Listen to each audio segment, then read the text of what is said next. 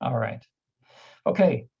So welcome again for those of you who've just joined and just come in the room to our fourth and final session in a series we're doing in partnership with Senior Planet from AARP. The subject today is one of particular interest to a lot of folks, and it's our approach to understanding news media bias and kind of helping folks think about news media bias in nuanced and constructive ways, and to give them some actions they can take when they perceive bias in news coverage. My name is Peter Adams. I am the head of the education team at NLP. I joined the organization in 2009, just about a year after we were founded. I develop news literacy resources for educators and the public. That's what my team does. My team puts on events like these as well. Sometimes they let me do one here and there, so I'm thrilled to be with you all. I also co-author NLP's weekly email newsletters, The Sift and Get Smart About News. The Sift is a weekly email newsletter for educators, and Get Smart About News is for everyone else, for members of the general public who are not educators. So if you don't subscribe to those newsletters, please consider doing so if you like what you hear here today. If you've joined us for previous sessions, you know a little bit about the News Literacy Project. We are a national nonpartisan education nonprofit that provides resources and programs for educators and for the public to help folks become smart, active consumers of news and information, and savvier on topics like the one that we're addressing today. If you have a moment, connect with us on social media. If you'd like to tweet about this or post about this session, please consider using the hashtag newsliteracy to tag your posts. You can also tag in NLP at our handle. And just a little bit of housekeeping here before we get started.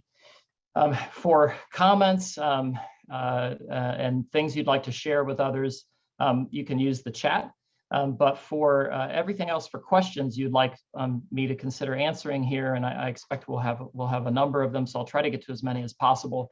Please use the Q&A app. That just helps my team group those questions and organize them on the back end so we can take a look at those. And any questions we don't get to, we'll try to address in some other way if we can, just depending on the volume here. But I'll do my best to be as clear as possible and take as many questions throughout as I can. So to start, I'd like to just lay out there, if you take nothing else away from today's session, I hope you take away the idea that news media bias is actually quite a complicated topic. It's quite a complicated phenomenon and a hard concept to think about. It's also highly emotional and can be very divisive. So I hope you'll be open to considering that as we work through this topic here today together. And I want to start just by pointing out some dispositions and attitudes and views about bias that have been measured in the public. The Knight Foundation and Gallup produced a survey of Americans' attitudes about trust in the media and democracy in August of 2020.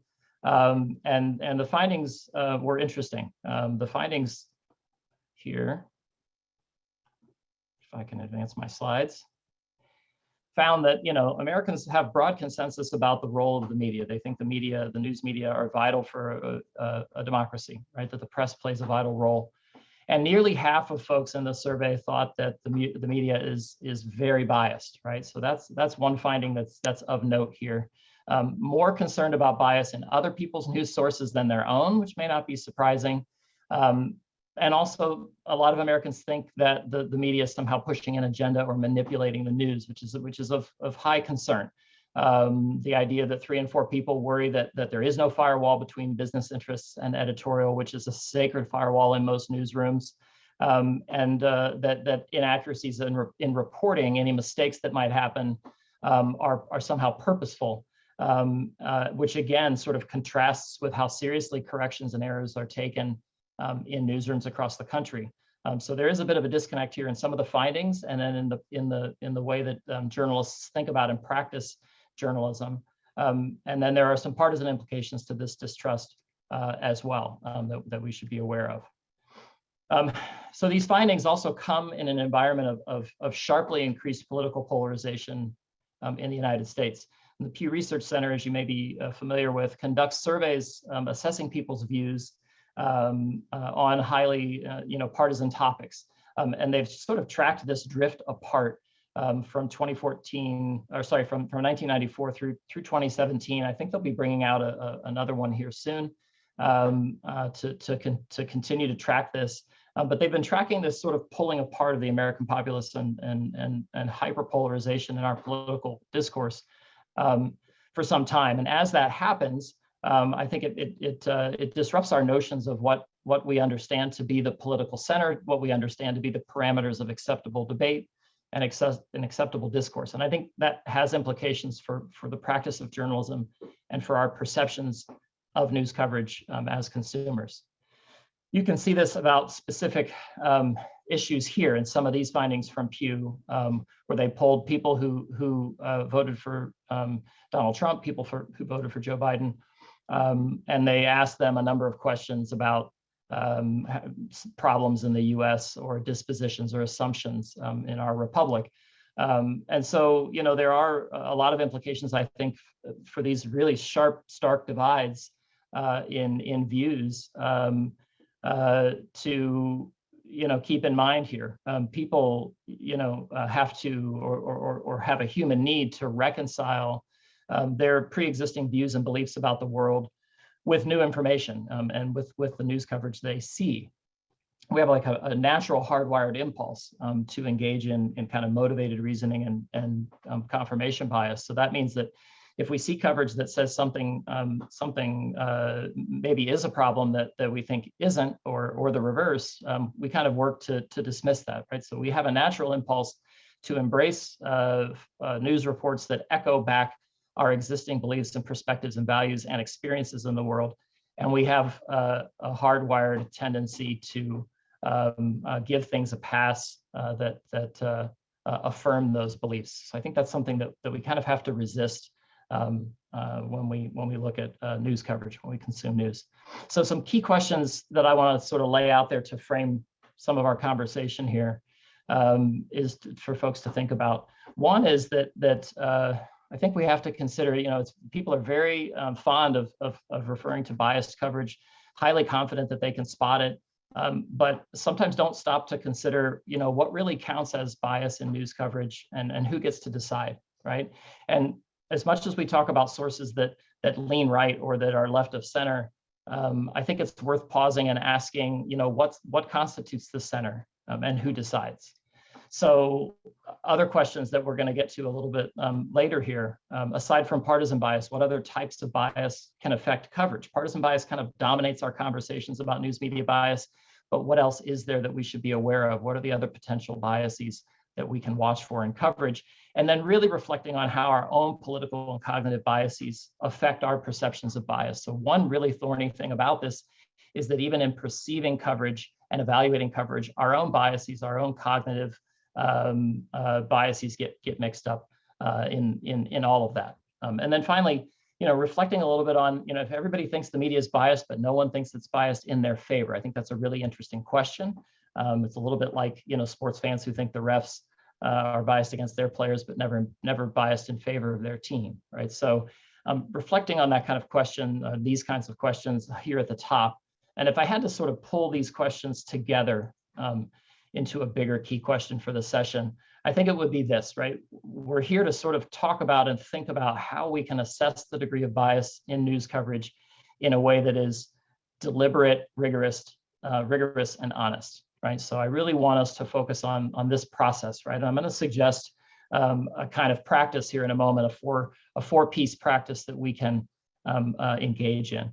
But first, I want to talk a bit about just the parameters of acceptable discourse. There was a researcher and an analyst named Joseph P. Overton who did some work with the Mackinac Center for Public Policy, which is a free market, pro-free market think tank, and theorized that the parameters of acceptable discourse, what we consider to be acceptable discourse in mainstream political discourse, for example, sort of looks like this, right? That there is a window of acceptable debate, and there are things that fall outside of those parameters, and different political players sometimes try to shift that window left and right, right? So this isn't sort of a static thing. It's in flux, it's dynamic. And I think that has particular implications for our perception of news coverage, and particularly around partisan implications of news coverage. So I think we can apply this same principle to some of our thinking about partisan perceptions of news media bias, right? The window shifts over time, as I mentioned, right? Year over year, decade over decade, public opinion about certain issues shifts to the right, shifts to the left, shifts back to what used to be the center. So the center is not this fixed and static thing, right? This is all very highly abstract. And so, questioning how journalists should understand their role, whether they should occupy a kind of theoretical center, how they would determine that center, and whether that would be a good thing, I think are really important questions for everyone to reflect on. And another point to make here is that this is one reason why in our current information environment that extremists and other folks on the fringe, folks way out here to the right or to the left, really work hard and want to stay on mainstream social media platforms so that they can kind of drag that window back one way or the other as they post and make things more sort of normalized and palatable and acceptable, or at least get closer to that. So that there are active players sort of trying to pull the window of acceptable discourse right and left. And one concern that I have, and that I sort of, as I reflected on this session, is that as we watch this sort of partisan split, the potential for this window of acceptable discourse to just rupture and divide, I think is real. The idea that we may lose the idea of a unified spectrum of acceptable discourse if we can't start to mend this polarization could be a reality. So I think that's something to sort of lay out there as the stakes of this discussion. And as we go back to this question, I want to suggest that there are 4 practices we can engage in, and I don't want you to look at these as a kind of 4-step approach. I really mean for these to be kind of concurrent practices that we circle back to over and over and again as we build our media habits and consume news and information, right? So I'll go through these one at a time, and I'm going to pause after the first 2 for some questions. So thank you. I see we have a handful of questions in the Q&A app. Please keep those coming. So the first is to cultivate news literate dispositions. And one big news literate disposition is to differentiate instinctively, habitually, straight news from opinion journalism, right? They play by very different rules, and keeping yourself oriented in the information environment is important, but it's challenging because we're all consuming news and information in a very rapid feed that's designed to sort of push a lot of information at us and tries to figure out what's most highly engaging for us.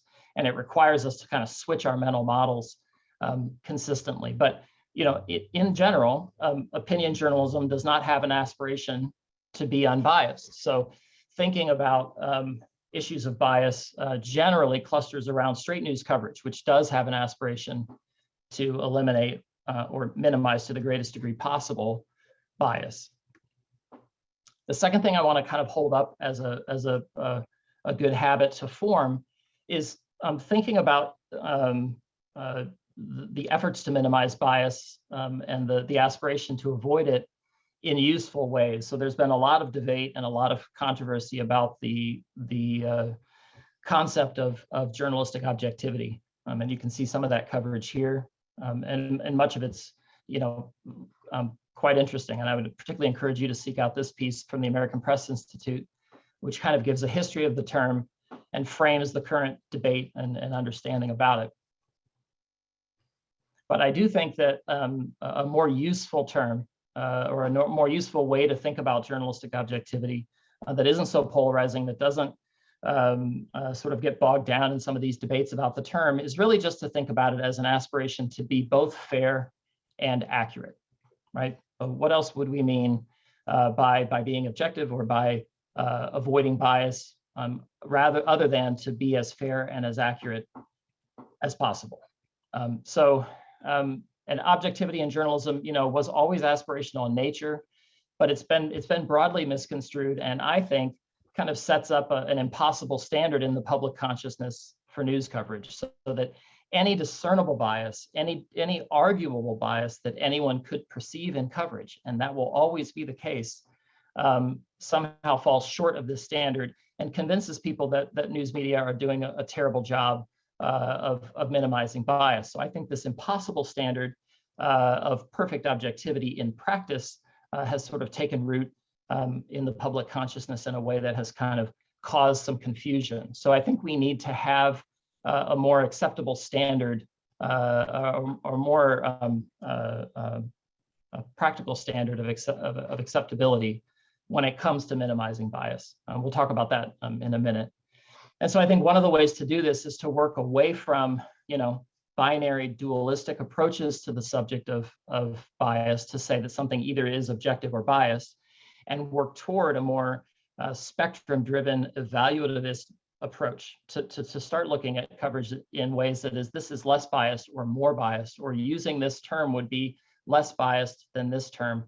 This lead photo is less biased or more biased in these ways. So I think if we can start to think in those ways, we can have much more productive conversations about this issue. And let me just explain a little further what I mean about taking this evaluative approach. So that, in general, legitimate standards-based news organizations should demonstrate a concern for fairness and accuracy. And if we look at many of them, they do. In fact, one way to measure this, or one signal, one piece of evidence, is in their corrections. A lot of people don't read corrections. I think if we go out of our way to read corrections, we can get an idea of the kinds of errors that are slipping through at times. And you can see how granular some of these things are, right? A misspelling of a last name that slipped through the process. A city that is about 75 miles, not 50 miles away from another location, right, in the Wall Street Journal. And these are just two samples from one day. But if we turn to their corrections page, many outlets will collect their corrections all together. Here are a couple from the Los Angeles Times from January 18, right? A couple of minor tweaks. So it says something, I think, when a news organization goes to the trouble of finding and correcting these errors publicly.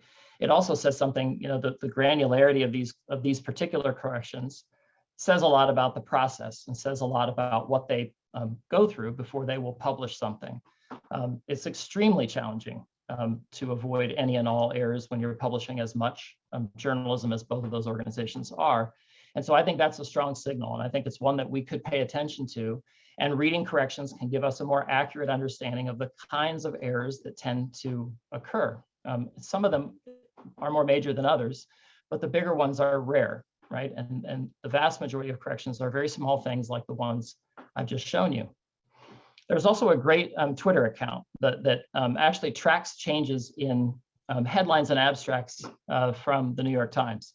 And here's a particular instance from a story in December of 2020, where a headline was first posted that sort of put the victim of police abuse in the headline with police. So there's a kind of false equivalency happening here. And after some further considerations and probably some pushback online, they changed the headline not once, not twice, but 3 times. And so again, these kinds of tweaks and this effort over time to home in on the fairest and most accurate representation of what happened is a positive signal, right? And so I think tracking that and following that Twitter account is kind of a fascinating exercise. So another point about this evaluativist approach is that instances of perceived bias are almost always incidental and debatable. The overwhelming majority of instances of bias are things that people perceive, but they're highly debatable. Someone else may see that a different way, right? Rather than a conception of bias, which I think a lot of people have, which is that it is intentional, it is tactical, and it's overt. That there's this subversive attempt behind the scenes to change facts, to tweak things, rather than a collection of blind spots, people not knowing what they don't know and having that show through in coverage, or just lapses in judgment. And some final points, again, I think thinking about bias, not in terms of a binary, not in terms of biased and unbiased coverage, but more biased and less biased coverage, or bias with, or coverage with no discernible bias or coverage with overt bias, is a much more productive and helpful way to approach this. And then also to remember that our experiences and our perceptions of news are themselves highly subjective. And then cultivating an understanding of the practice of journalism, which is a large part of NLP's mission. So you can find some resources on that front on our website here, but you can also turn to sources like the Society of Professional Journalists and their Code of Ethics. This is sort of a rule book that is embraced in newsrooms across the country and helps you sort of recognize where there are lapses in ethics and practices in journalism. So using that as a handbook, they have a great one-pager you can print out on the website. And also then paying attention to style, which I think is something that all journalists are familiar with, but not a lot of the public really thinks about the style guidance that newsrooms use. And the vast majority of them use the AP style book. It is an industry standard. And you can follow the AP style book on Twitter. And again, the nature of these kinds of style guidance changes are an indication of credibility and are an indication of an attempt to be as fair and as accurate as possible. So let's look at a few of the recent tweets from this account. Number one, when writing about addiction, avoid describing sobriety as, quote, clean or getting clean, right? Unless you put it in direct quotations, because without that, it implies that the previous state of someone in addiction is that of dirtiness or disease. Here's another one about using caregiver rather than caretaker. And finally, another one about using the term special needs. This was just on the 18th. So you can see in these tweets, and you can see people push back. People do respond to this account with thoughts about these pieces of guidance. But you can also see in these tweets an aspiration to maximize fairness, right? To be as fair as possible and to be as accurate as possible. And that, again, is a useful way to think about the aspiration to minimize or avoid bias. So style guidance evolves over time, right? The practice of journalism is dynamic and it builds over time. So the AP is always refining its style book. Newsrooms are always refining their practices to be as fair and to be as accurate as possible, right? And we all have a role to play in helping them do that. Here's another example of a post that I screenshotted because it was getting a lot of pushback on Twitter. There were a lot of people who somehow wanted the person's race to be mentioned, one person, and then another person who said, for once they didn't put race in the title. So here are two readers who think that somehow that race was relevant in this story, probably unaware that the style and the standard here is for the vast majority of newsrooms across the country to only mention race in a headline or in a description of someone when it is relevant to the story. And when it is not, it should not appear. But knowing that, again, empowers you to recognize problematic coverage in a way that's more accurate and more actionable. Oh, thanks. I'll try to get rid of that box.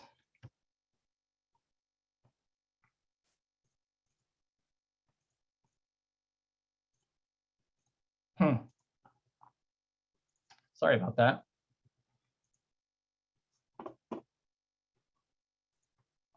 I'll see what I can do if that can go away. It's kind of a drop-down menu that's blocking part of your view, so I hope that doesn't get in your way too much here. There was another person who commented here that they shouldn't have used the word reportedly, right? That clearly this person did this, but again, until it is confirmed, that's usually a signal when newsrooms use words like reportedly or allegedly or the accused, or the alleged person. It's because they either haven't been convicted of the crime or that they didn't have confirmation of the actual action, so they weren't able to confirm except through a source that the person was carrying a knife. And so they would say reportedly carried a knife until they can make that determination. Again, that's a positive thing, misconstrued as a negative thing, in my view, right? This desire to only publish what you can confirm and be accurate was actually perceived as biased in that case. So just to recap, this first practice, cultivate newsletter dispositions, really develop and refine a foundational approach to looking at news and information, differentiating news from opinion, favoring more useful conceptions like thinking about the effort to minimize bias as an effort to be fair and accurate, and to set reasonable standards for acceptability, right? Understanding that it is impossible to produce a piece of journalism that no one will perceive bias in. And then familiarize yourself with journalism standards and ethics over time. Follow the Society of Professional Journalists, take a look at their code of ethics and keep it handy. Follow conversations about style. Follow, conversations in media circles about the practice of journalism and how it can be improved. And then practice good information habits yourself, right? Be aware of your emotions. Be aware of your own hot button issues that you tend to have your own biases most mixed up in. Double check claims about media coverage, and be wary of hyperbole about news media bias, which can be really important and kind of brings us to our second practice, which is to be detailed and precise, right? And to help us do that, I want to introduce you to a sort of taxonomy of types and forms that we developed at NLP to help people think more productively about bias in news. So we've sort of introduced 5 types of news media bias, and we've talked about one of them, partisan bias. Of course, everyone is familiar with, but there's also the potential for demographic bias to affect coverage, for corporate bias to be there. So there's the potential for relationships with an owner or corporate parent, but also with major advertisers, despite there being firewalls in place in the newsroom to try to minimize that or eliminate it. There's also a bias toward neutrality. Minimizing bias is actually quite different than being neutral, especially about topics where there is consensus or there's evidence lines up on one side of the debate, like the efficacy of vaccines, for example, or climate change. And then there's a bias toward big stories, right? All journalists want to break big stories. So we came up with these sort of 5 potential types to help students sort of grapple with this and to help the public grapple with this topic. And then we introduced a set of scenarios. And so I want to walk you through a few of these, and just in the chat, you can tell us what you think you're seeing in terms of types. So scenario number 1, in a year of covering advances in cancer research, a health reporter quotes dozens of doctors and other experts, but only 2 of the sources who are cited are women. So what kind of bias do you think that would be? What type, which of our 5 types here do you think that would be? And feel free to chat that.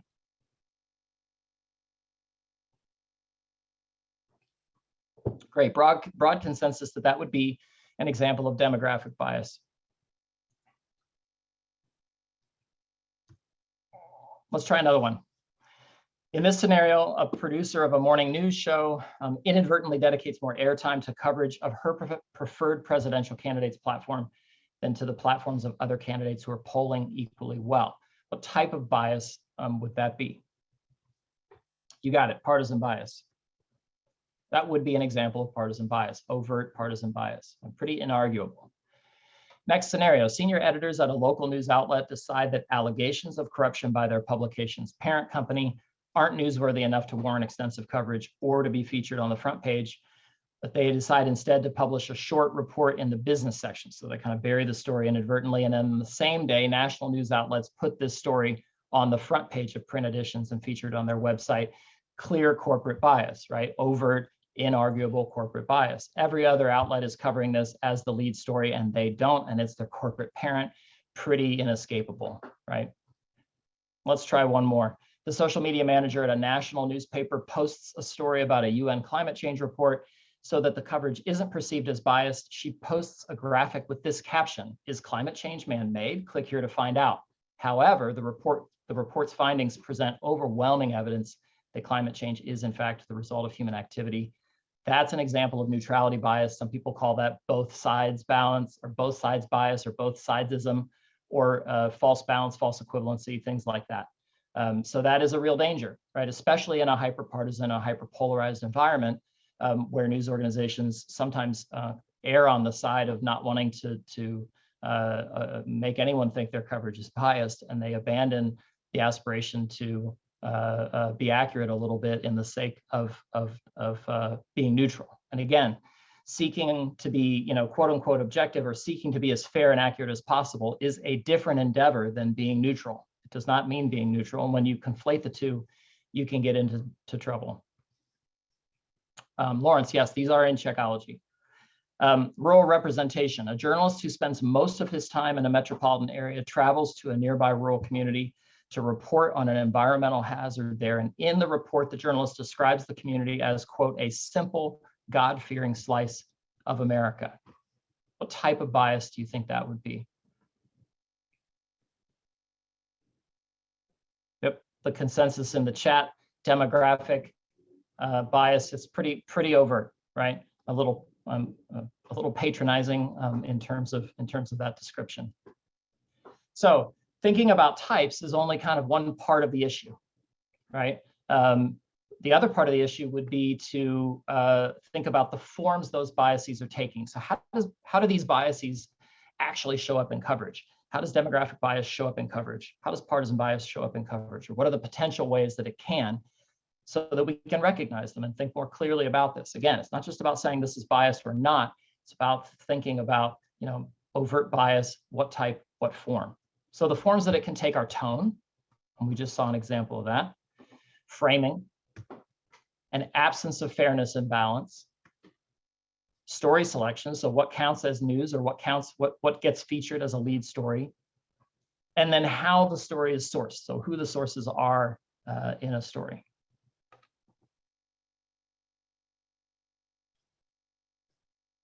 So let's take a look at these same scenarios, but with these forms in mind.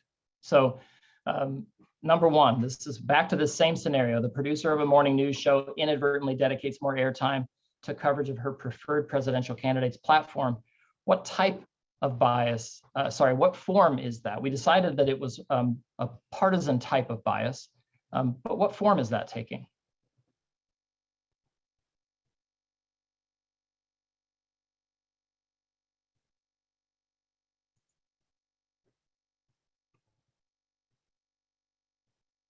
Yep, this one is a little tricky. We have this down as kind of an absence of fairness and balance, right? It's unfair to the other candidates to do that, to give more airtime. You could make a case here that there's also some story selection or news judgment involved.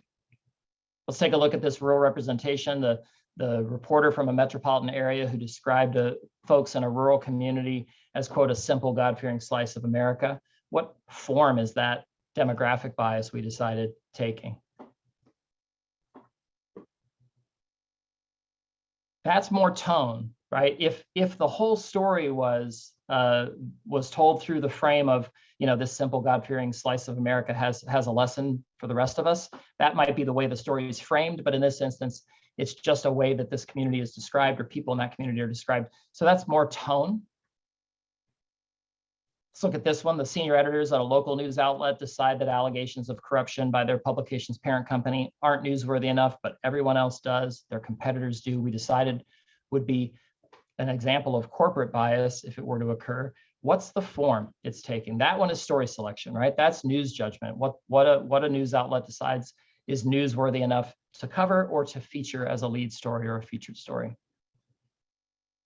And then the climate change example, where someone hedged with a graphic. Is climate change man-made? Click here to find out. We decided that was neutrality bias, kind of engaging in false balance.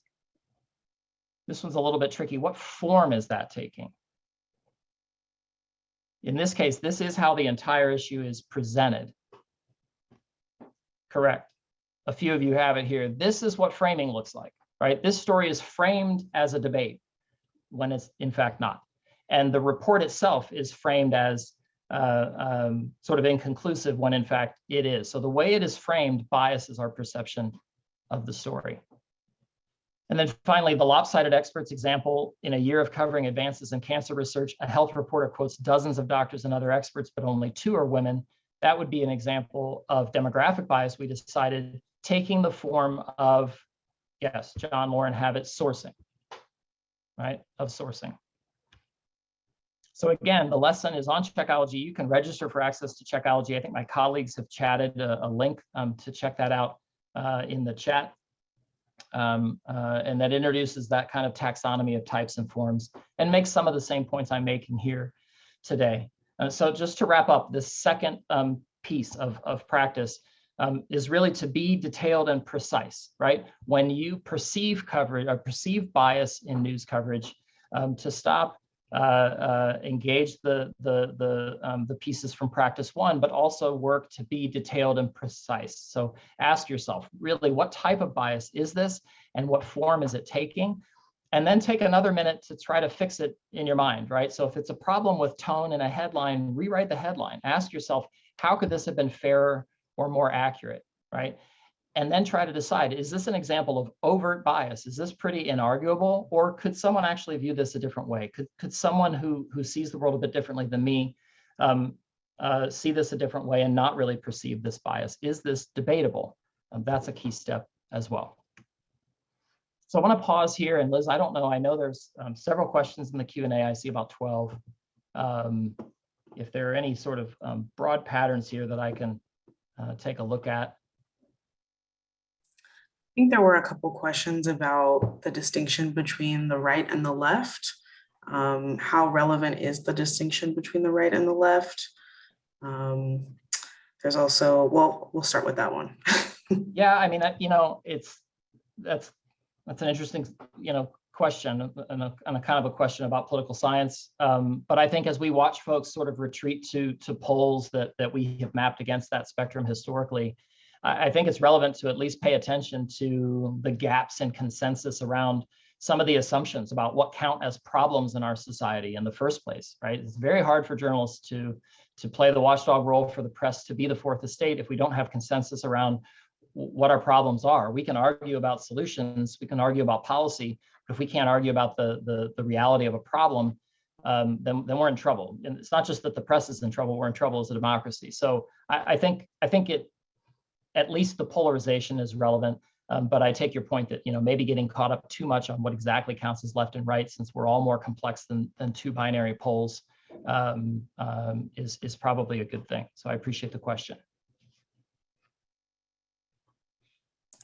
There's another question from Kathy. She asks, many newspapers distinguish between news and opinion and sometimes analysis.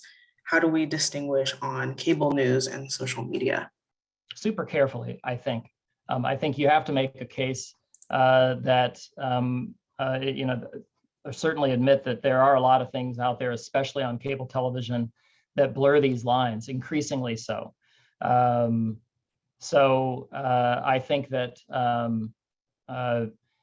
it's really important for us to reflect on the distinctions between news and opinion, and really reflect on the distinction between a fact-based or checkable, verifiable statement of fact and something that is opinion-based, for which there's no right answer, and to see where those are entering into that piece of information. If you're hearing opinion-based statements that aren't attributed to a source, then you're straying into opinion, right? So that's an important distinction to make. And I think, keeping that in mind as we're watching, particularly cable television news, but also looking at news on social media, paying attention to what accounts share that kind of thing, and also paying attention to outlets that do it best, and then recommending that our local outlets or the outlets that we tend to engage with do the same. So some news outlets have an entirely separate Twitter account for sharing opinion pieces than they do straight news pieces. I would consider that a good practice, and one that other news outlets should adopt, for example. So I hope that answered your question. Keep the questions coming, and we'll take more of these at the end. I do want to move on, so just we can be sure to get through the rest of our talk here, but I will leave time for more Q&A at the end. So I love the engagement here in the chat.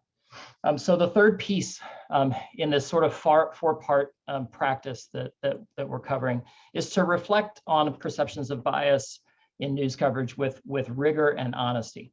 And this one is a little tricky, right? Because as I mentioned, we're all vulnerable to cognitive biases and heuristics, or kind of mental shortcuts that we engage in. In fact, we have to, right? We can't, we wouldn't be able to get through the world, we wouldn't be able to get through our day without some of these mental shortcuts that we use. But they can sometimes get in the way of an accurate perception of news coverage. So we all engage in motivated reasoning, right? And our own political beliefs kind of come into play when we do that. So if we come to coverage, with a kind of theory in hand, right, especially folks who feel very strongly that the media is biased against, that the news media are biased against their beliefs and their values and their perspectives. If you come to coverage with that in hand and you're looking for evidence of that, you will always find it, right? For example, folks could look at this lead photo from coverage of the Haitian migrant kind of crisis at the South Texas border this past summer, and see different things, right? Some folks may say, hey, you know, they're trying to make people sympathize with the folks here carrying water, you know, needing refuge, and other folks may think that that media are trying to portray this group of folks as scary somehow, or charging into the country. So we bring our own sort of dispositions to coverage, and it affects the way we interpret it. And I think with something that we have to be careful with.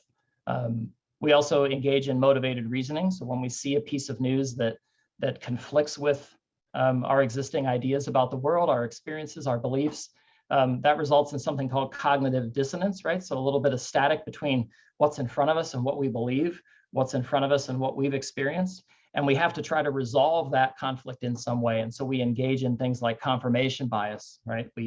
We seek information to dismiss inconvenient facts. We look for ways to dismiss things that complicate and challenge our existing worldview. But I think that is the exact wrong thing to do, right? Considering that fact, looking clearly at the evidence, reading broadly across news outlets of coverage of that, and refining our views when we think it's warranted, and being open to that process is something that I think we all really need to start again to close that polarization gap. We're also very vulnerable to something called my side bias. Again, confirming our priors, confirming our existing beliefs, and to experience bias. And I've mentioned that a few times, but it's actually a cognitive bias, a measurable cognitive bias. People see their direct experiences in the world and the direct experiences of folks in their networks, trusted folks, friends and family, as more authoritative than other sources. I think an example of that right now are folks who are posting online that, you know, they have a friend who was fully vaccinated, got the booster, and had a tougher case of COVID than another friend or family member who wasn't vaccinated, and holding that up as some kind of evidence that the vaccine doesn't work. So these anecdotal, kind of one-off, really unreliable signals, because they come from people we know, we engage in a kind of experience bias. We feel a more direct connection to that story, and we give that more weight than aggregate data that is a much stronger signal of credibility.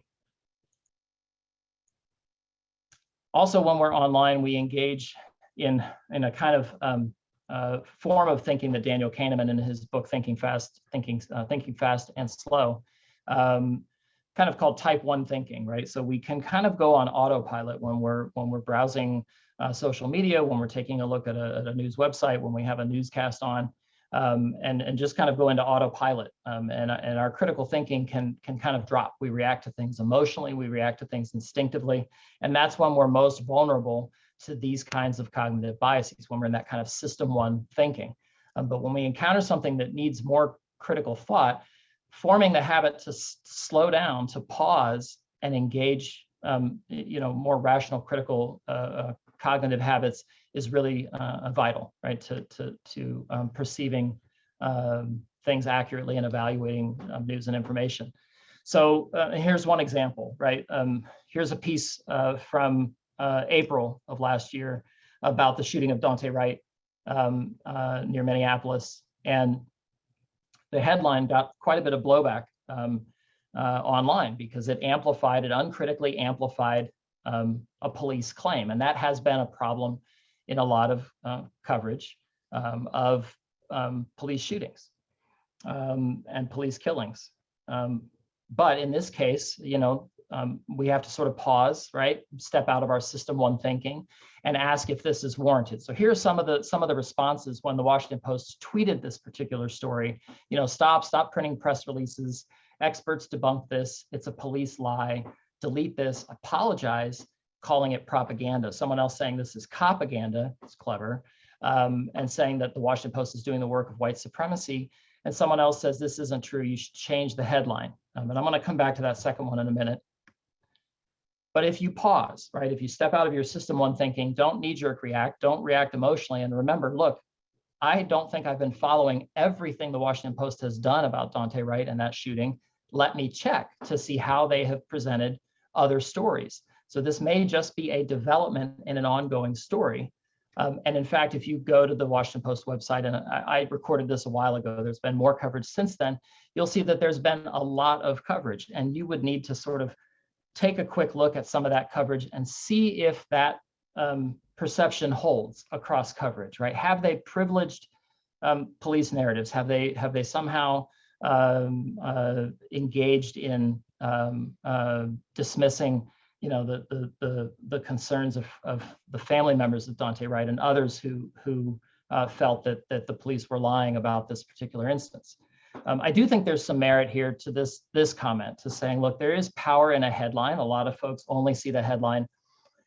And to put police say at the beginning, not at the end, to kind of bury that attribution at the end hadn't, you know, amplified that effect, right, of amplifying the claim by police, rather than starting with the fact that police say it. So if you look at how the Wall Street Journal covered this particular development in the story, they did put it first. The Guardian put it first. It reads differently, right? So reflecting on those kinds of differences in coverage and taking the time to seek them out is also an important step.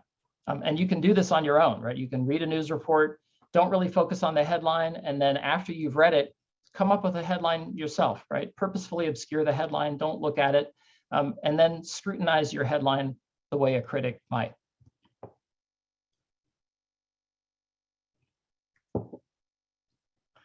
There are also obviously overt examples of bias, and this is one of them from a local news channel out of Nashville.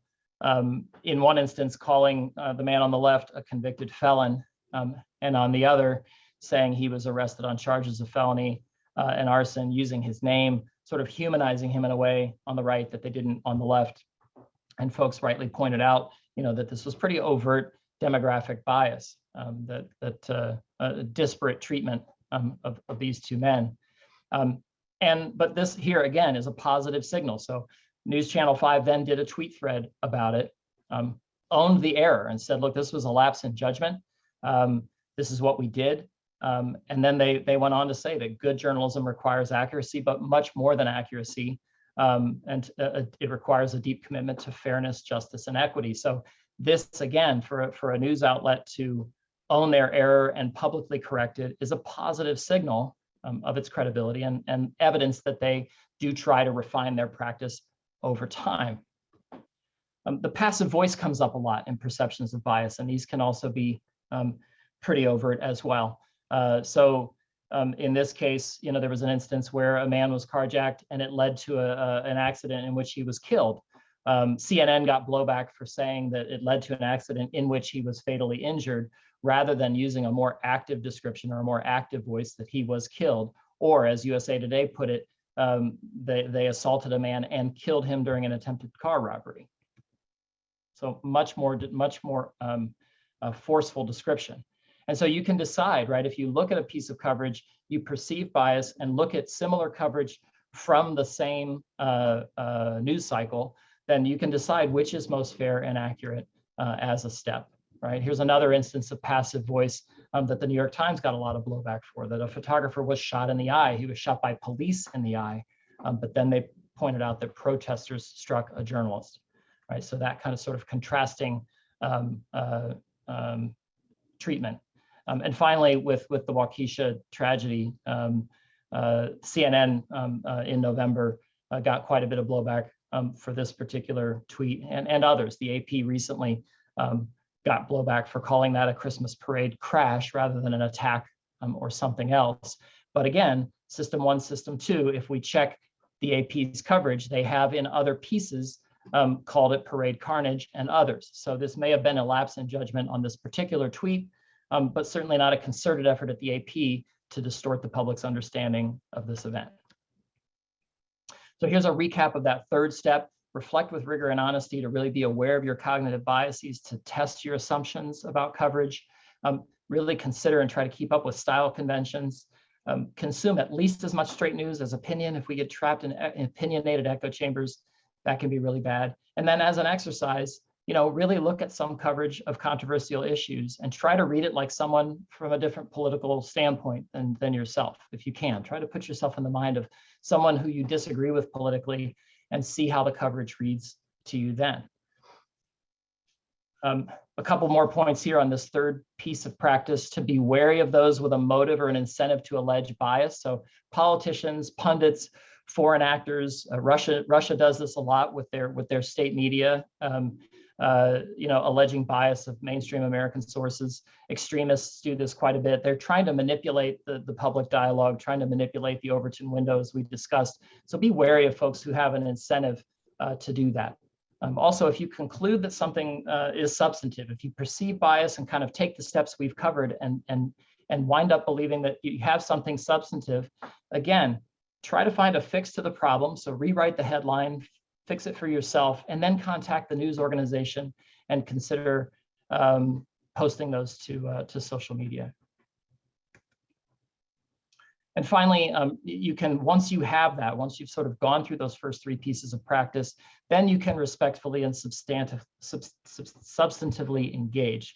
So, be wary of sweeping and hyperbolic statements about the media, especially those that confer a conspiratorial motive, and try to avoid, engaging in that kind of rhetoric when you share these examples. Often these don't, almost always when someone says the media refuses to cover this or has blacked this out, you find quite a bit of coverage about that topic. And then finally, foster conversations with friends and family about specific pieces of journalism, right? Be specific. Don't just say, oh, our local paper is so biased. Actually look at an example together and work through the story and think about word choice and story selection and sourcing or different types of bias. Think about how it could have been better. And again, consider contacting the news organization with specific, considered criticism, and that is more actionable and can help them refine their practice if in fact, you've gone through this process and fleshed this out. And that, I think, will have an effect on their practice of journalism. So I think, again, those 4 steps of practice are a great way to engage this topic, to better understand this topic, and to just bake into our consumption habits together and sort of move the dialogue around news media bias away from hyperbole and knee-jerk reactions and toward more substantive engagement that can actually improve the practice of journalism at your local outlets, all the way up to national outlets. So I thank you very much for your time, and I do want to take some questions here at the end. I think we've left 6 or so minutes. So Liz, I don't know in the Q&A if there have been more sort of clusters of questions. I know we've answered a few. We've got about 16 questions open. Yeah, there's a lot of great questions, kind of running the gamut of points. Let's see, Janet asked, and I think you've maybe touched on this a little bit, but how do we determine accuracy and objectivity? Sure. So accuracy, can be checked, against other coverage if there's a fact-based statement that you wonder about. But you should also, see attribution for fact-based statements in quality straight news reports.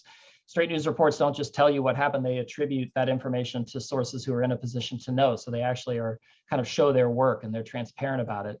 And so if you don't see that kind of evidence, or if you're reading something that's making a lot of fact-based statements, but you can't tell where it's coming from, that's certainly cause to be wary of that. There's another great question from Violetta. They ask, in your experience, has the struggle to be an informed and balanced news consumer changed dramatically over time? I'm 55 and I've always had trouble consuming a balanced view. You just have to consume a lot of different products. You do, I think, though, 2 things. I think we shouldn't fall into the trap of thinking that every news outlet has some sort of partisan orientation or some sort of systematic partisan orientation. That there are a number of quality outlets that I think you'd be hard pressed to say have a consistent bias one way or the other. They have instances of bias that people might perceive and even overt instances of bias.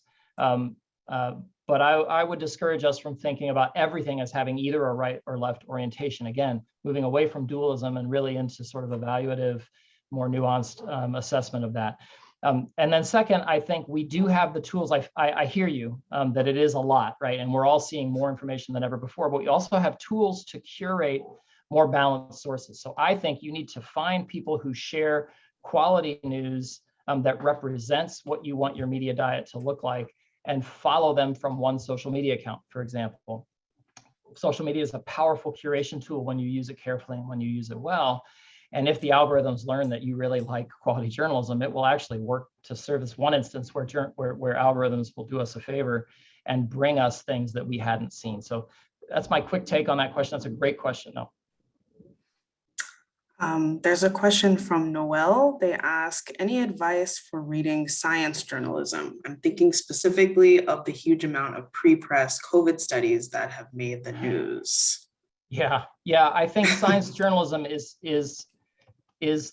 a challenge, right? And I think a lot of scientists are in conversation with journalists about coverage and other science communicators, just about accurately portraying the scientific process. I do think big story bias is a huge trend in science journalism, right? There's a preprint study findings that, red wine is good for you. Ooh, people are going to love that, or that chocolate's good for you, or whatever. And then that gets headlines and it's highly clickable piece. And I think news outlets really need to resist that and to be clearer about the process of science and the nature of scientific consensus when they cover science. I think that's an ongoing conversation, and one that folks really should be engaged in and talking back to their sources of news.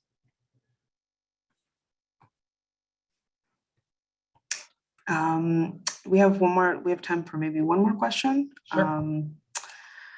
Let's see.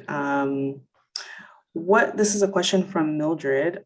They ask, what effect has the proliferation of 24-hour news coverage had on media bias? Let's see, I'm trying to find that. What effect has 24-hour coverage had? Yeah, what effect has 24-hour news coverage had on media bias?